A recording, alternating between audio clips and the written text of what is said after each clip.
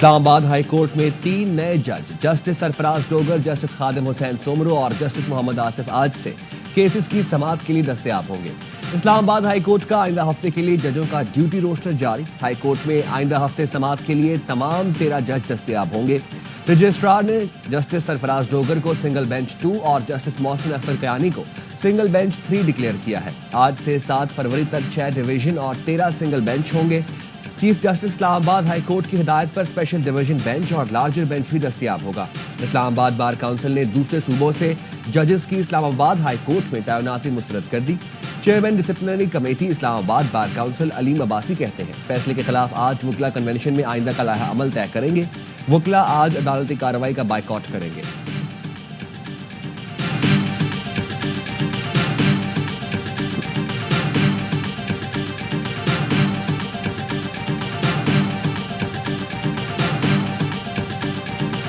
اسلام آباد high court کے اندر کل ججز کی تعداد 12 ہے اور آج کی تاریخ میں 13 ہو گئے۔ آئین کے اندر جس کورٹ کی مخصوص تعداد ہی 12 ہے، آپ نے 13 کیسے کر دیا؟ آپ نے 13واں لگا دیا ہے، آپ نے انکانسٹیٹیوشنل کام کیا ہے۔ اسلام آباد ہائی کورٹ میں ججز کی مخصوص تعداد ہی 12 ہے تو پھر 13 کیسے کر دی گئی؟ 13واں جج لگا کر خلاف قانون کام کیا گیا۔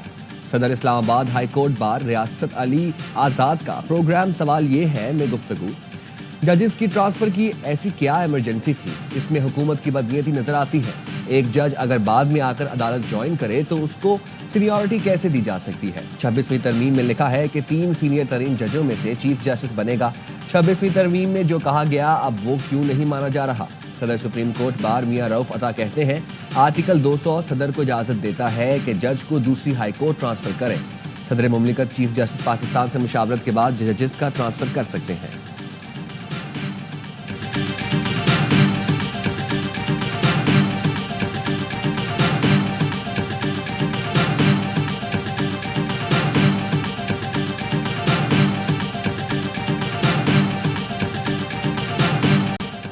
آئین کے آرٹیکل 200 کے مطابق صدر کسی بھی جج کا تبادلہ ایک سے دوسری ہائی کورٹ کر سکتے ہیں۔ اس کے لیے متعلقہ جج کی مرضی ضروری ہے۔ نون لیگ کے سینیٹر عرفان صدیقی کہتے ہیں کیا اعلیٰ عدلیہ کے تمام ججز نے آئین کی پاسداری تحفظ کا حلف اٹھا رکھا ہے؟ اگر ہاں تو کیا آرٹیکل 200 آئین پاکستان کا حصہ نہیں؟ چیف جسٹس پاکستان اور دونوں متعلقہ ہائی کورٹ کے چیف جسٹس سے مشاورت ضروری ہے۔ اس واضح آئینی شق کو ترجیح دی جائے یا کسی خط کو؟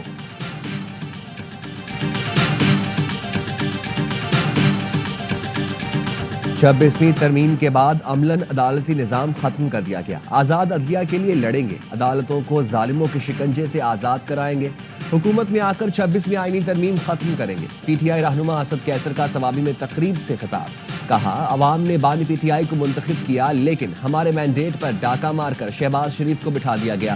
پیکا ایکٹ کو تسلیم نہیں کرتے، 8 فروری کو اس کے خلاف بھی آواز بلند کریں گے۔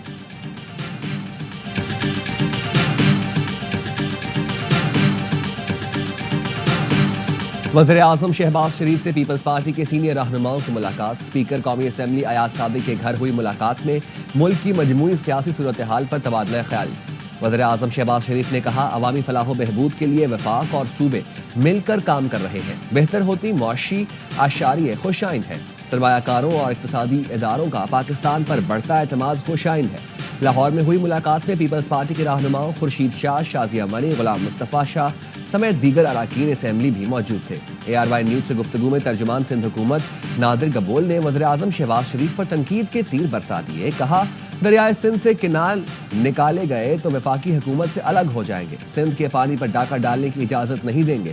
بلاول بھٹو نے واضح کر دیا کہ وزیر اعظم کے خلاف عدم اعتماد کی تحریک پیش کی جائے گی، پھر یہ حکومت نہیں رہے گی۔ PTI حکومت کو بھی ہم نے ہی گرایا تھا۔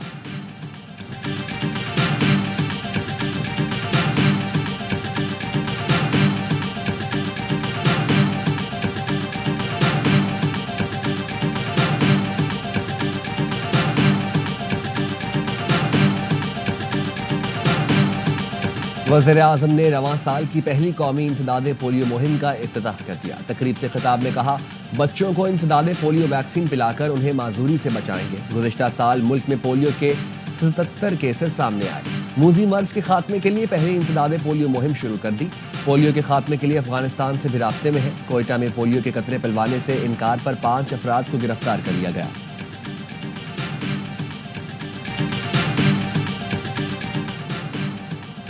پیکا ترمیم کے بعد پہلا مقدمہ مظفر گڑھ میں درج، ملزم گرفتار۔ F I A cyber crime wing اور مظفر گڑھ پولیس نے کارروائی کی۔ ملزم نے سوشل میڈیا پر توہین مذہب کی جھوٹی افواہ پھیلائی اور شہری کے ساکھ خراب کرنے کے لیے سوشل میڈیا پر پوسٹ شیئر کی۔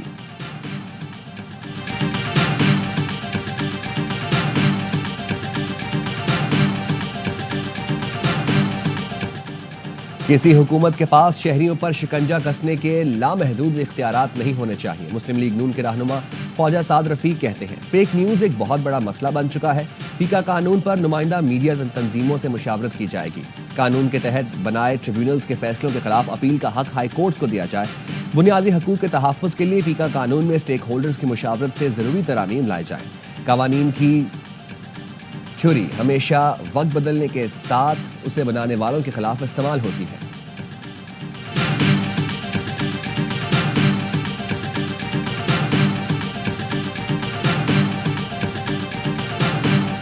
کرم میں دیرپا امن قیام کے لیے جرگہ۔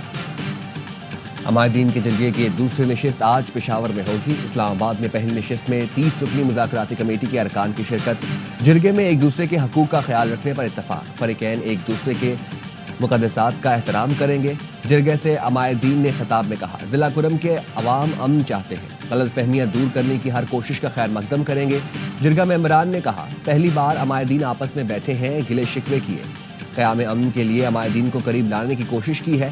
فریقین کے درمیان اچھے ماحول میں بات چیت ہوئی۔ امن کے لیے ضروری اقدامات، سوشل میڈیا کے غلط استعمال کی روک تھام پر بھی اتفاق رائے پایا گیا۔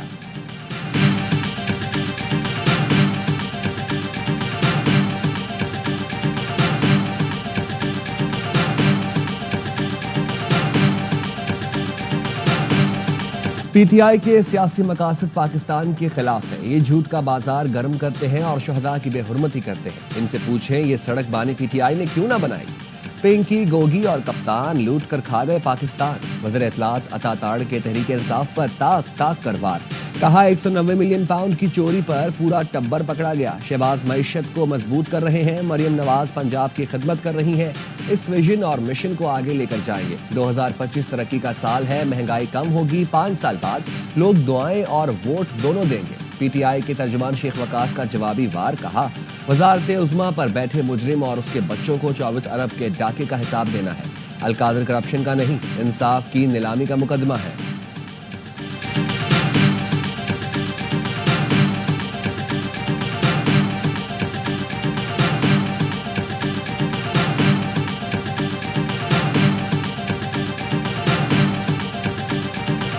ارکان پارلیمنٹ کی تنخواہ 300% تک بڑھانا بے حسی کی انتہا ہے۔ ایم این ایز غربت کے مارے نہیں، تنخواہ بڑھانی تھی تو 10% بڑھا دیتے۔ سابق وزیر خزانہ مفتاح اسماعیل کی پروگرام اعتراض ہے میں گفتگو۔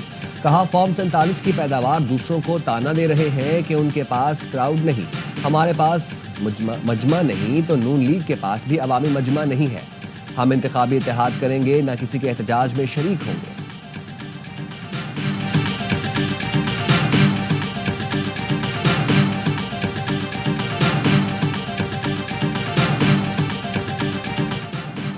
ٹیرف میں اضافے سے کچھ تکلیف ہوگی لیکن نتائج شاندار ہوں گے۔ یہ امریکہ کا سنہری دور ہوگا، ہم امریکہ کو پھر سے عظیم بنائیں گے۔ صدر ڈونلڈ ٹرمپ کا ٹیرف پالیسی سے متعلق سوشل میڈیا پر بیان، کہتے ہیں کینیڈا، میکسیکو، چین امریکہ کی برتری ختم کرنے کی کوشش کر رہے تھے، ہمیں کینیڈا کی کسی چیز کی ضرورت نہیں، اب تمام اشیاء امریکہ میں ہی تیار کی جائیں گی۔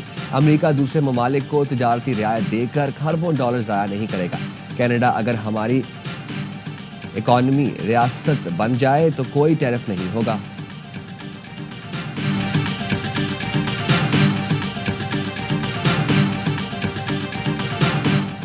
امریکہ میں چینی سفارت خانے کا امریکی ٹیرف پالیسی پر رد عمل، ترجمان نے کہا تجارت اور محصولات کی جنگ میں کسی کی فتح نہیں ہوتی، چین اپنے مفادات کے تحفظ کے لیے اس اقدام کا جواب دے گا۔ کینیڈین وزیر اعظم جسٹن ٹروڈو کہتے ہیں وقت آ گیا ہے کینیڈا میں تیار مصنوعات کا انتخاب کیا جائے، لیبل چیک کریں اور اپنی مصنوعات خریدیں۔ جسٹن ٹروڈو کا میکسیکو کی صدر سے ٹیلی فونک رابطہ، دونوں رہنماؤں کا امریکی ٹیرف میں اضافے پر تبادلہ خیال۔ دونوں رہنماؤں کا باہمی تعلقات کے فروغ اور مشترکہ مفادات پر کام کرنے پر اتفاق۔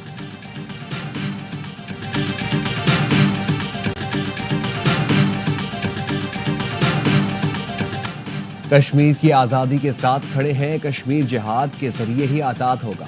امیر جماعت اسلامی حافظ نعیم الرحمان کا مظفر آباد میں خطاب، کہا ایک بار پھر کشمیر کی تحریک کو منظم کرنے کی ضرورت ہے، ہم ذمہ دار قوم ہیں، کسی سے تصادم نہیں چاہتے۔ لاہور ایئرپورٹ پر سعودیہ جانے والے خاندان کے بیگ کا ٹیگ تبدیل کر کے منشیات ڈالنے والے انٹرنیشنل ڈرگ گینگ کے 9 ملزمان گرفتار۔ سعودیہ میں گرفتار بے گناہ خاندان کو رہائی مل گئی۔ وزیر داخلہ محسن نقوی کی ہدایت پر NF حکام کا سعودی عرب سے رابطہ، 5 افراد کو رہا کروایا۔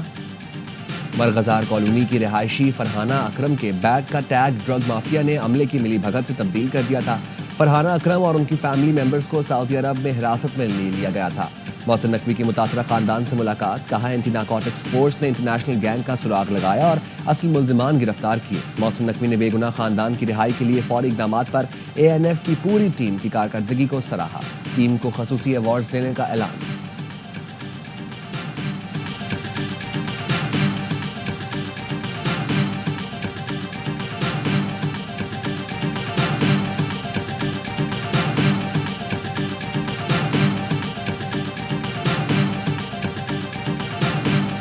کراچی کے مختلف علاقوں میں فائرنگ کے واقعات، نامعلوم سمت سے آنے والی گولیوں سے 5 افراد زخمی۔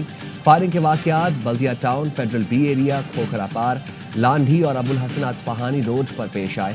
سرجانی ٹاؤن میں پلاٹ پر قبضے کے تنازع پر جھگڑا، 3 افراد زخمی۔ سرور بروہی نامی شخص ساتھی سمیت زخمی ہوا۔ فریقین کا ایک دوسرے پر حملے کا الزام، مزید تحقیقات جاری۔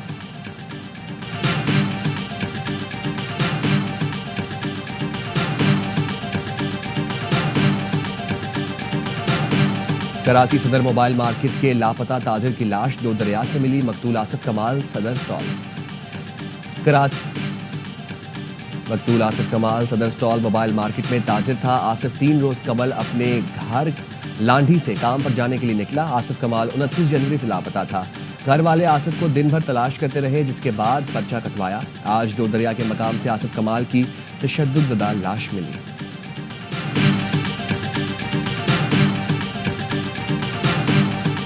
کراچی کے علاقے گارڈن سے لاپتہ 2 بچوں کو بازیاب کرانے میں پولیس مکمل ناکام۔ حیدرآباد سے لائے گئے سراغ رساں کتے کی مدد سے ایک مقام کی نشاندہی کا دعویٰ۔ پولیس نے کہا کتے کو کپڑے سنگھائے گئے۔ سراغ رساں کتا لیاری کشتی مسجد کے قریب رک گیا۔ ایک عینی شاہد نے بچوں کے کشتی مسجد کے قریب دیکھے جانے کی نشاندہی کی۔ لیاری ندے کو مشینری سے صاف کیا گیا۔ مزید مقامات پر تلاش جاری۔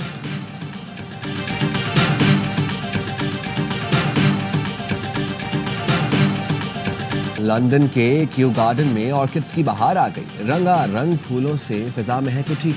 سالانہ فیسٹیول میں منفرد انداز میں سجے گلدستے خوشنما مناظر توجہ کا مرکز بن گئے۔